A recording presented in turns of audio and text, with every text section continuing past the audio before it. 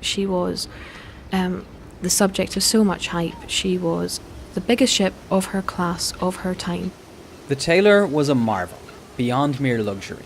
She also had an iron hull, a new development in shipbuilding. They didn't really understand the effects of iron on the compasses and how this effectively confused them. So this meant that although they had a bunch of different compasses on board, no two read the same. They didn't really know where they were. A lot of the women and children were below decks. They were in their berths. They were, crippled with seasickness. They felt dreadful. And some people heard land ahead and panicked. Some people heard land ahead. The children heard the shouts of land, got really excited. Captain John Noble and his crew were lost as soon as land disappeared behind them. In bad weather, they sailed directly across the Irish Sea, toward Lambay Island. In his documentary, Bound for the Land of Gold, Gavin Byrne recreated the scene aboard the Tayleur as the crew desperately tried to change course. It was then blowing heavily and a high sea running. The helm was put hard as starboard, the sheets of the head sail let go, and every means taken to bring the ship round on a course free from the threatened danger. About 20 minutes later, she struck with great violence upon a reef of rocks running out from the eastward bluff of Lambay Island. They were literally in touching distance of safety, but unfortunately the rocks were slippy. There wasn't enough room for the people that managed to get off, and people were still being washed off the rocks. Whole families getting washed away, and the people that were in the water were getting battered to a pulp. They were getting dismembered.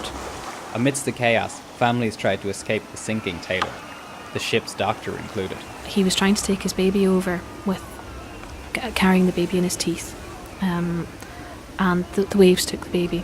He went back, tried to get Henry, the 4-year-old, and the captain actually tied Henry to his back, and the waves took him too.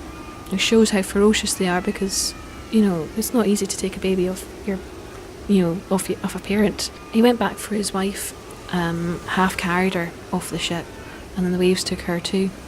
And still he could have saved himself, but instead of swimming straight to the rocks where there were people trying to get hold of him, he saw that there was another woman in peril.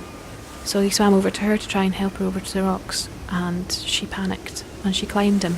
She held him under, and he drowned, and then so did she. 650 left Liverpool on the Tayleur. 290 survived. Only 3 women and 3 children were among the survivors. An inquest was soon conducted.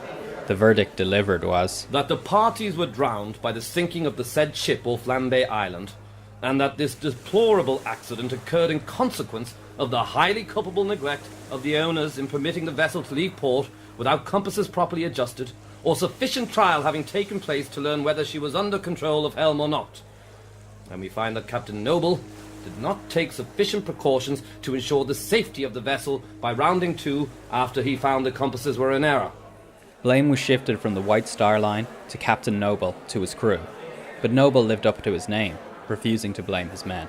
There was huge pressure brought on him to blame the foreign crew, especially the ones who died, and he wouldn't do it. And he absolutely refused, and if he had done it, he would have got off scot-free. There wouldn't have been a tarnish upon his name. Noble was deemed fit to remain a ship's captain, but was haunted by the Tayleur and drank himself to an early grave, aged only 35. The tragedy of the Tayleur lasting much longer than the short time it took her to sink.